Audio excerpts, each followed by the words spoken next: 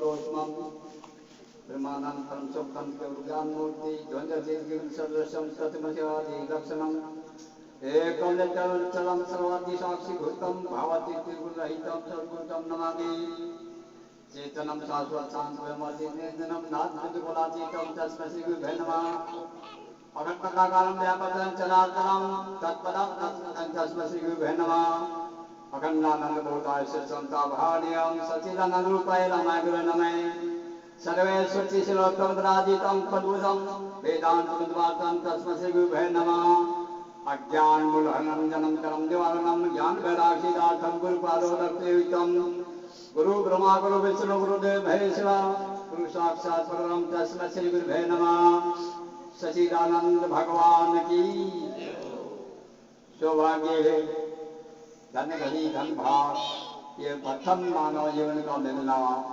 हमारे जितने धर्म ग्रंथ जितने महापुरुष हुए उनकी आवाज है, इस आवाज को सुन करके अपना जीवन को धन्य बनाए।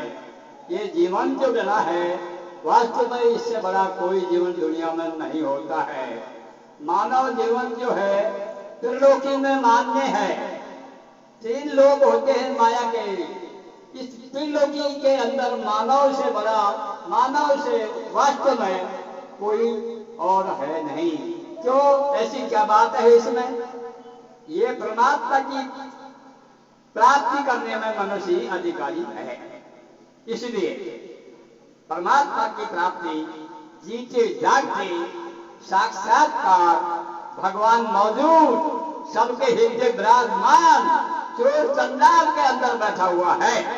ये दिमाग में ले ले, इसको सत्संग सदगुरु की कृपा से इसको प्राप्ति कर ले।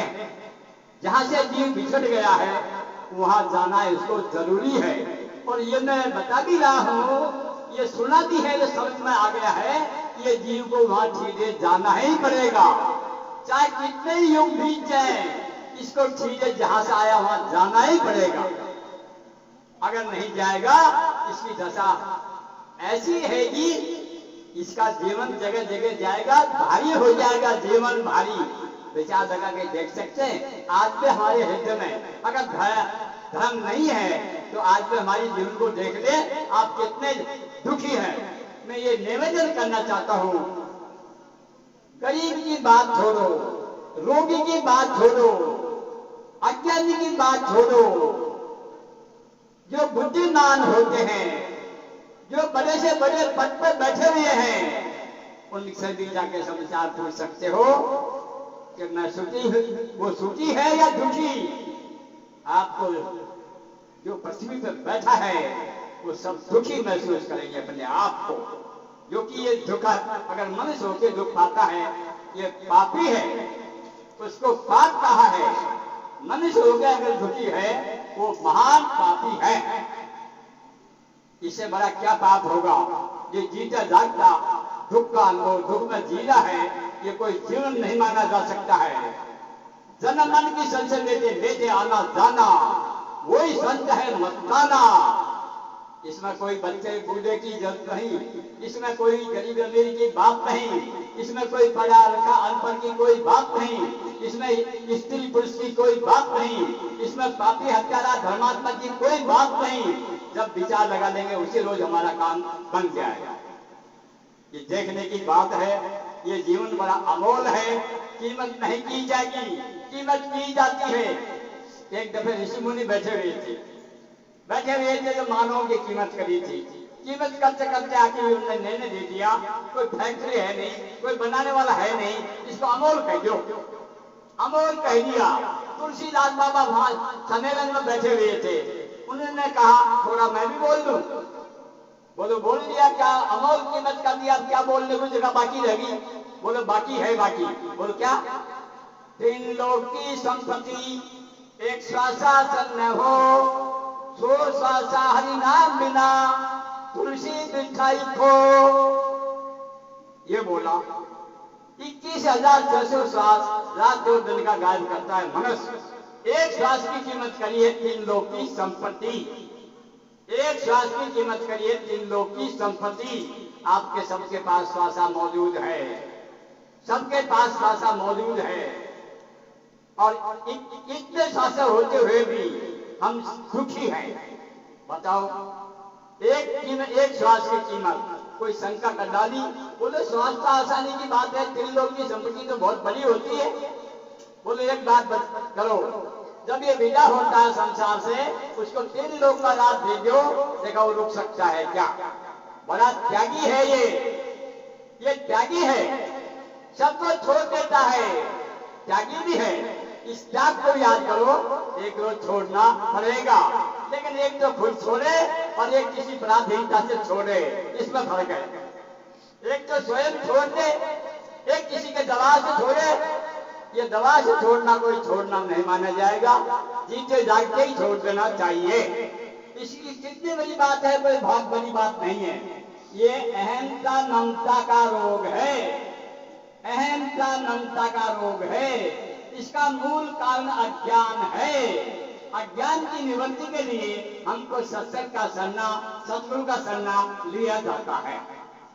अब निवेदन यही है कि सत्संग बहुत होता है, सतगुरु भी बहुत हैं और शिष्य भी बहुत हो गए, करीब करीब हो चुके, कोई कुछ कमी बाकी हुए होंगे और होने की उम्मीद में चल रहे हैं।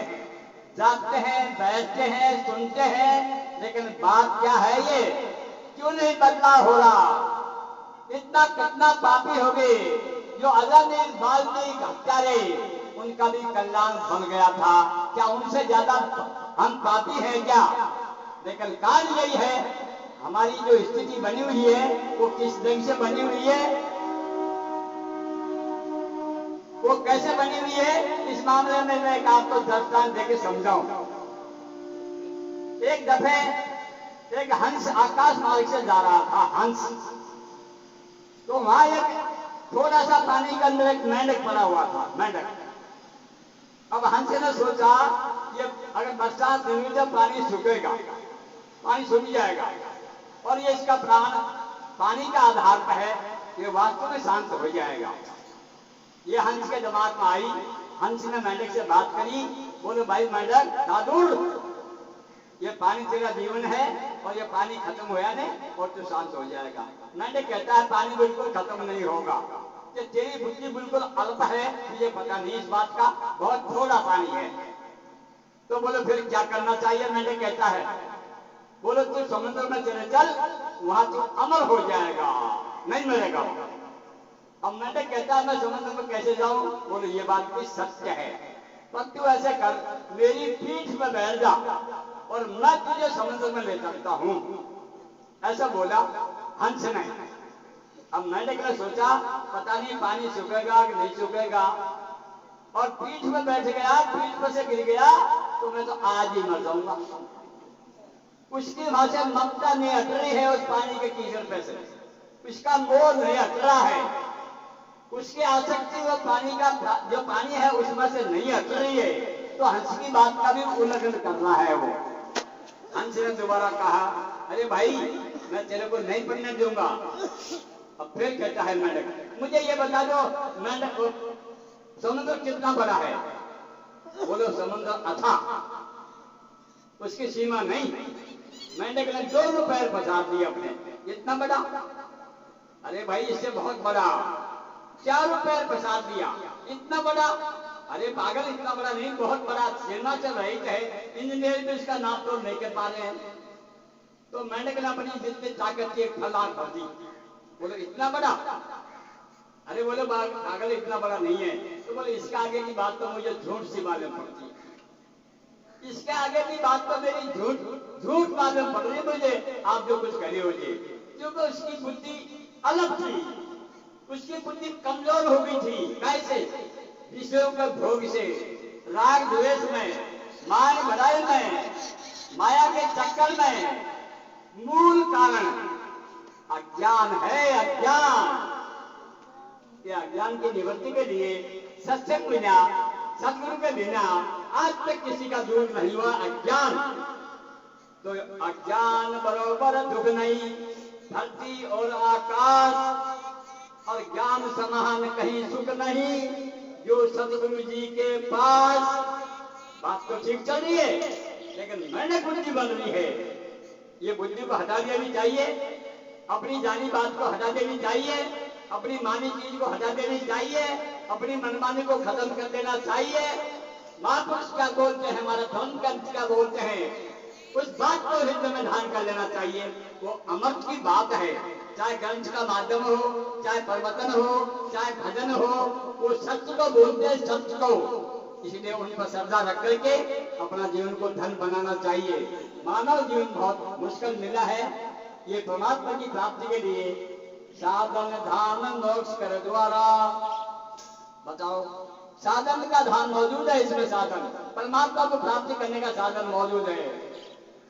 क्या साधन मौजूद है? धर्म का अंग धारण करो, धर्म के अंग को धारण करो, लेकिन पाप का अंग धारण करके हमने कोई व्यवहार का भी ज्ञान नहीं हमको।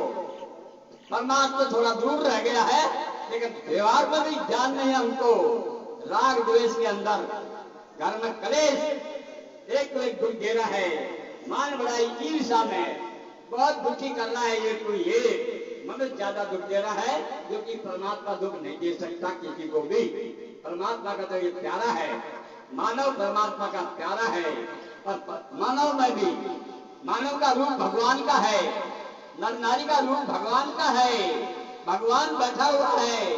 अगर न समझ जाए कोई भी, ये बात को दिमाग में ले ले। इसलिए अपने जीवन को धन बनाने के लिए हमको ये मानव जीवन मिला, ये बड़े भाग्य से मिला। हमको संत का संपर्क मिल गया, अब बहुत बड़ा भाग्य की बात हो गई। ये सब कुछ होने पर भी यदि हम अपने आप को नहीं संभाल पाए, तो इसके समान और कौन सा बड़ा दोष होगा। पाप का महापाप हो जाएगा, आगे जाकर के हालत खराब हो जाएगी। इसलिए मनुष्य को अपने आप पर मेरा निवेदन है, हे मानव, आप अपने आप पर दया करो, अपने आप को इस 84 से बचाओ, ये स्वर्ग नरक का चक्कर से बचाओ अपने आप को। ये बार बार जन्मना, बार बार मरना, ये तो महा पाप का काम है, ये तो हत्यारा का काम है। भगवान ने गीता में कहा, हे अर्जुन, दुर्लभ मानव जीवन को पा करके अपनी आत्मा की रक्षा नहीं करता है, वो आत्म हत्यारा होता है। आत्म हत्यारा कर रहा, अपनी आत्मा का हनन कर रहा है, जो कि आत्मा का धर्म बनने का नहीं। आत्मा का धर्म दुखी नहीं, आत्मा का धर्म बंधन नहीं है, आत्मा का धर्म सच्चिदानंद आत्मा का धर्म है। इसको ध्यान करो, कल्याण बने। ये मिथ्या जगत को राग द्वेष में अपना जीवन नहीं खो देना चाहिए। कोई किसी का शत्रु मित्र नहीं होता है। अगर किसी का प्यारा हो जाए, मन लग जाए भजन में, मन लग जाए भक्ति में, तो मन हमारा मित्र बन गया। यदि वंचित हो गया, तो मन ही हमारा दुश्मन भी हो जाता है। इस प्रकार से मेरा है, और ये मैं गुरु को कह रहा हूं, हे मानव, तू और की बात छोड़ दे, तू खुद अपने आप को रक्षा करो, अपने आप को इस रोग में से निकालो, इस दुख में से निकालो, जीते जाग के निकालो। मरने के बाद तो फिर गति बनती है, जैसे कर्म होंगे वैसे गति को प्राप्त करता है प्राणी। कभी स्वर्ग में, कभी नरक में, कभी पाताल में, चक्कर खाएगा तीनों लोकों में। सीमा नहीं रहेगी दुख की, असीम है दुख का भोगना। इसलिए इससे निवृत्ति पाने के लिए आप हमको जो मौका मिल रहा है अब समय का, इसको जाग जाना चाहिए, भूल को मिटा देनी चाहिए। परमात्मा का सामना सबसे बड़ा होता है। परमात्मा जो होता है आपके पास में होता है, कहीं आकाश पाताल में नहीं होता है। किसी ने भी देखा उसने अपने हृदय में देखा है। ये बात सत्य समझ लो। इसलिए अपने आप पे दया करके अपना कल्याण बनाओ। नाना प्रकार का रोग अज्ञान में हो जाते हैं, कहीं भूल भाव लग जाते हैं, और कहीं गरीबी, कहीं अमीरी, कहीं रागण, कहीं द्वेष, कहीं ईर्ष्याबाजी, बहुत भारी जीवन खराब हो गया। इसलिए हर भजे और सबको तक, बस ज्यादा बड़ी बात नहीं है। इसलिए भगवान आप में विराजमान है, आप भगवान के रूप हो, इसमें कोई अंतर नहीं होती है। सभी ग्रंथों का न्याय है। अब आगे मैं थोड़ा समय मिलेगा तो बाद में और बोलूंगा, थोड़ा कुछ भजन वाणी और सुनाए लोग बार आगे, और फिर जैसा भी समय होगा फिर आपको मैं सेवा में जरूर भी कुछ बोलूंगा। बोलो सच्चिदानंद भगवान की।